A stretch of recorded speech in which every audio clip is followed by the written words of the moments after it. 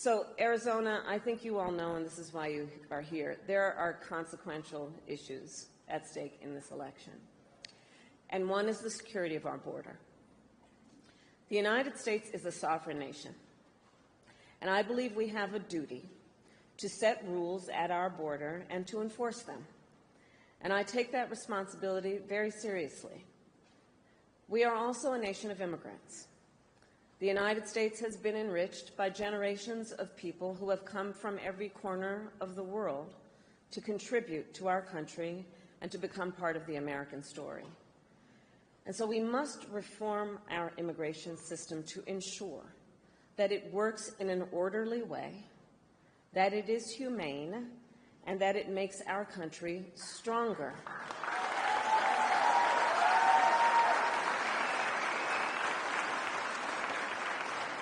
So I've just come from visiting the border and the port of entry in Douglas. I spoke with dedicated agents from Border Patrol and Customs officers who every day see the overflow of commercial traffic through the port. These men and women who work there and at other places along our southern border help keep our nation secure. And they need more resources to do their jobs, which is why we have and are in the process of investing $500 million to modernize and expand the port of entry here in Douglas.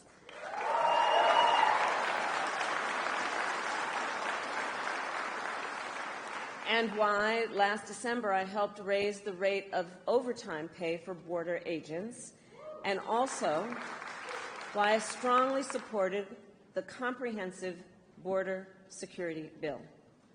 Written last year, as you know, by a bipartisan group of senators, including one of the most conservative members of the United States Congress. That bill would have hired 1,500 more border agents and officers. It would have paid for 100 inspection machines to detect fentanyl that is killing tens of thousands of Americans every year. It would have allowed us to more quickly and effectively remove those who come here illegally, and it would have increased the number of immigration judges and asylum officers. It was the strongest border security bill we have seen in decades. It was endorsed by the Border Patrol Union, and it should be in effect today, producing results in real time right now for our country.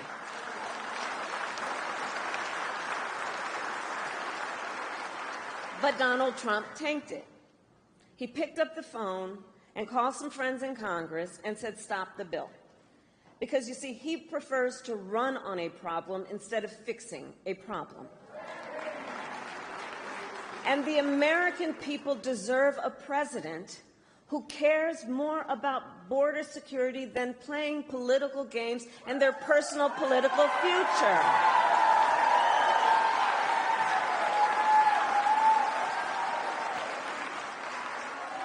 And so even though Donald Trump tried to sabotage the border security bill, it is my pledge to you that as President of the United States, I will bring it back up and proudly sign it into law.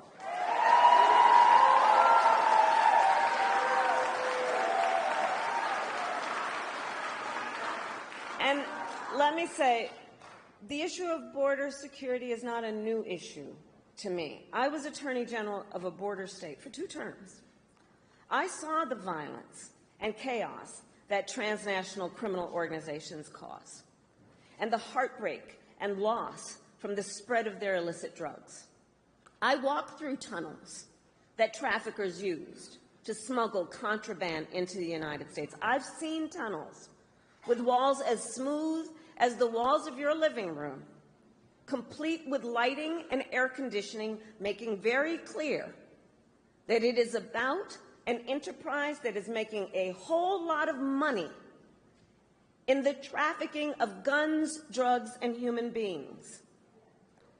And my knowledge on how they work comes from the fact that I have prosecuted transnational criminal organizations who traffic in guns, drugs, and human beings. My team and I broke up a heroin trafficking ring in the Bay Area with ties to Mexican cartels. We took down a gang working with the Sinaloa cartel to traffic methamphetamine into the United States. We seized millions of dollars worth of cocaine from the Guadalajara cartel and broke up a drug trafficking operation, including pill mills and so-called recovery centers that were pushing opioids with deadly results. As Attorney General of California, it was 10 years ago that I brought a bipartisan group of American attorneys general and led that group to travel to Mexico City to meet with Mexican attorneys general to address this issue, and in particular to increase intelligence sharing on gang activity, all of which allowed us to prosecute more human traffickers.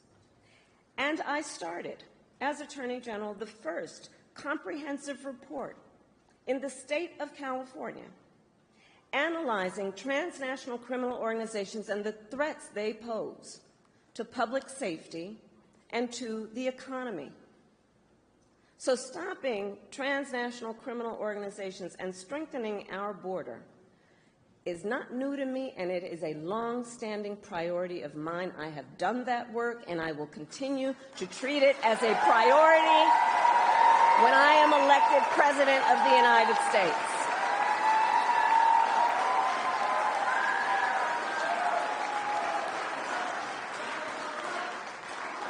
And it is my pledge to you, understanding how solutions get formed, that I will reach across the aisle and I will embrace common sense approaches and new technologies to get the job done. Because I know transnational gangs coming across the border, trafficking in guns, drugs, and human beings could care less who somebody voted for in the last election. They could care less. They've got one goal in mind. And it is therefore critically important that anybody who calls themselves a leader would work with other leaders for common sense solutions, understanding the pain and the suffering that Americans are experiencing if we don't work together to fix these problems. And look, transnational gangs, one of the things I know about them, they are always innovating. So to disrupt them, we must do the same. And that means, again, working together in real time, grounded on finding common sense approaches, not just about some rhetoric at a rally, but actually doing the work of fixing a problem.